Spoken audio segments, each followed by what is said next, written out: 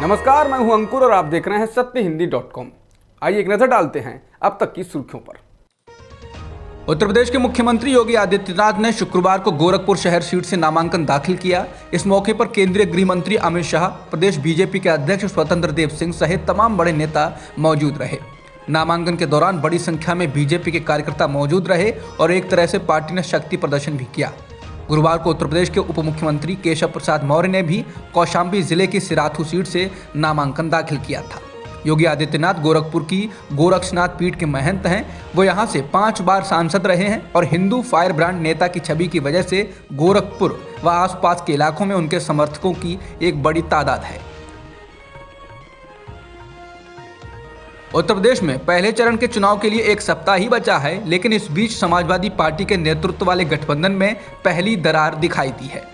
गुरुवार को इलाहाबाद पश्चिमी से सपा के द्वारा उम्मीदवार उतारने से नाराज अपना दल के ने सपा द्वारा दी गई सीटों को वापस करने का फैसला किया है। गठबंधन में शामिल अपना दल कमेरावादी के हिस्से वाली सीट पर भी सपा ने अपने प्रत्याशी घोषित कर दिए, जिसके बाद अपना दल के ने कहा कि वो रोहनिया और पिंडरा के साथ ही मरयाहू, मरहान, घोराबल, प्रतापगढ़ और इलाहाबाद पश्चिम और सिराथू को भी छोड़ देंगे।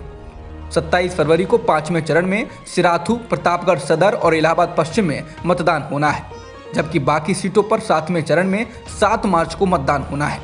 बता दें, अपना दल कमेरावादी को गठबंधन में 18 सीटें दी गई थीं।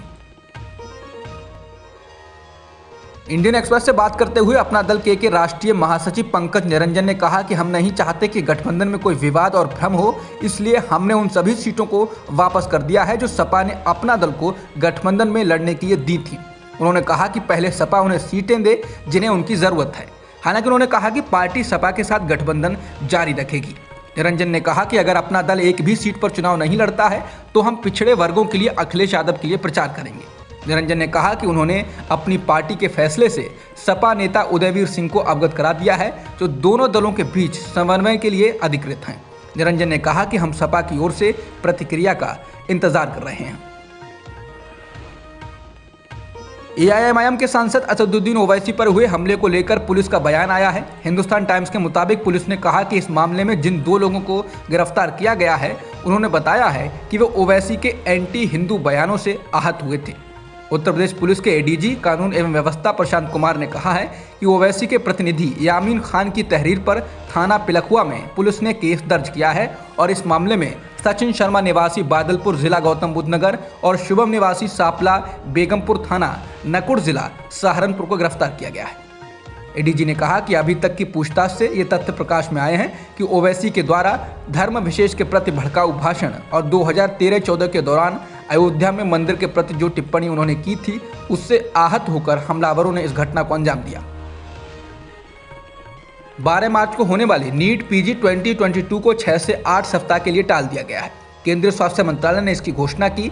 इस परीक्षा की नई तारीखों की घोषणा अभी नहीं की गई है। National board of examination in medical sciences यानी NBEMS द्वारा पोस्ट ग्रेजुएट मेडिकल कोर्स में प्रवेश के लिए परीक्षा आयोजित की जाती है। इस मामले में सुप्रीम कोर्ट में याचिका भी लगाई गई थी। इसमें मांग की गई थी कि जब तक इससे जुड़ी दूसरी आवश्यकताओं को पूरा नहीं कर लिया जाता है, तब तक इस परीक्षा को टाल दिया जाए।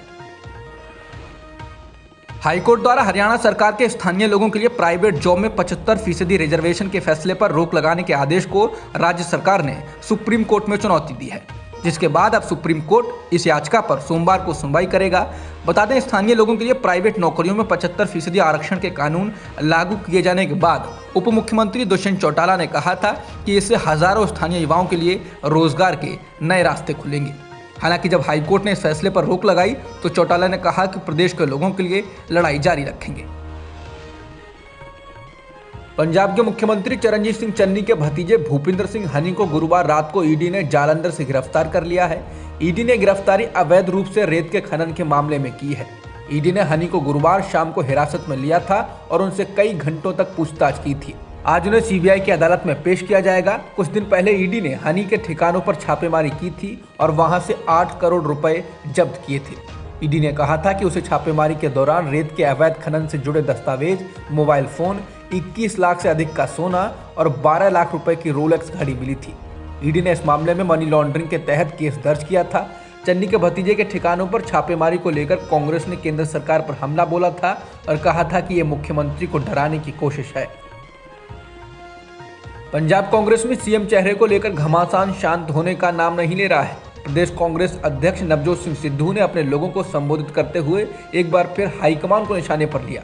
इंडिया टुडे के मुताबिक सिद्धू ने कहा कि अगर नया पंजाब बनाना है तो ये मुख्यमंत्री के हाथ में है।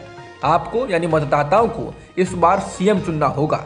जो लोग शीर्ष पर बैठे हैं वो कमजोर सीएम चाहते हैं जो उनकी धुन पर नाच सके, लेकिन क्या आप ऐसा सीएम चाहते हैं?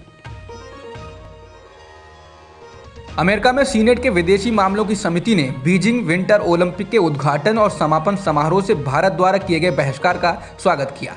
समिति के चेयरमैन बॉब मेनेंडीज ने ट्वीट कर कहा कि वो बीजिंग ओलंपिक के राजनयिक बहिष्कार में शामिल होने के लिए भारत की प्रशंसा करते हैं। उन्होंने कहा कि हम उन सभी देशों के साथ खड़े हैं जो चीन के जघन्य मानवाधिकारों के हनन और ओलंपिक को राजनीतिक जीत में बदलने के प्रयासों को खारिज करते हैं। बता दें, चीन ने जब गलवान में झड़प में शामिल सैनिक को ओलंपिक का टॉर्च बियरर बनाया तो भारत ने बीजिंग के ओलंपिक के उद्घाटन और समापन समारोह में डिप्लोमेट न भेजने का फैसला किया। शुरू होने से पहले ही विवादों में फंसने वाले विंटर ओलंपिक्स का शुक्रवार से चीन के बीजिंग में आगाज हो गया है। अमेरिका सहित कई देशों ने चीन के शिनजियांग में मानवाधिकार के उल्लंघन के आरोपों के कारण इस आयोजन का कूटनीतिक स्तर पर बहिष्कार किया है। वहीं इस ओलंपिक्स के टॉर्च बियरर गलवान घाटी में भारतीय सैनिकों के साथ हुई झड़प में शामिल सैनिक को बनाने के बाद भारत भी भड़क गया। उसने कहा, यह दुर्भाग्यपूर्ण है कि चीन इस मंच का इस्तेमाल राजनीति के लिए कर रहा है। अमेरिका ने भी भारत का इसको लेकर समर्थन किया। अमेरिका के विदेश मंत्रालय के प्रवक्ता नेड प्राइस ने चीन के इस कदम पर प्रतिक्रिया देते हुए कहा कि हम भारत चीन सीमा पर स्थिति को लेकर प्रत्यक्ष वार्ता और सीमा विवादों के शांतिपूर्ण समाधान का समर्थन करना जारी रखेंगे। उन्होंने कहा कि हमने पहले भी चीन के अपने पड़ोसियों को डराने धमकाने के प्रयासों के पैटर्न पर अपनी चिंता व्यक्त की है। हम इंडो पैसिफिक क्षेत्र में अपनी साझा समृद्धि, सुरक्षा और मूल्यों को आगे बढ़ाने के लिए भागीदारों और सहयोगियों के साथ खड़े हैं। बता दें, गलवान के सैनिक को मशाल पकड़ाने के मामले के बाद भारत ने ऐलान किया था कि भारतीय डिप्लोमेट बीजिंग विंटर ओलंपिक के उद्घाटन या समापन समारोह में हिस्सा नहीं लेंगे। भारत में पिछले एक दिन में 1,49,394 कोरोना संक्रमण के नए मामले दर्ज किए गए हैं और 1,072 लोगों की इस दौरान जान भी गई है। इसके बाद देश में सक्रिय मामलों का आंकड़ा घटकर 14,35,569 हो गया है। इसके अलावा डेली पॉजिटिविटी रेट भी 9.27% हो गया है और वीकली पॉजिटिविटी रेट 12.03% हो गया है। अब तक की खबरों में इतना ही। बाकी खबरों के लिए बने रहिए सत्यहिंदी.com के साथ। सत्य हिंदी का ऐप डाउनलोड करें गूगल प्ले स्टोर पर।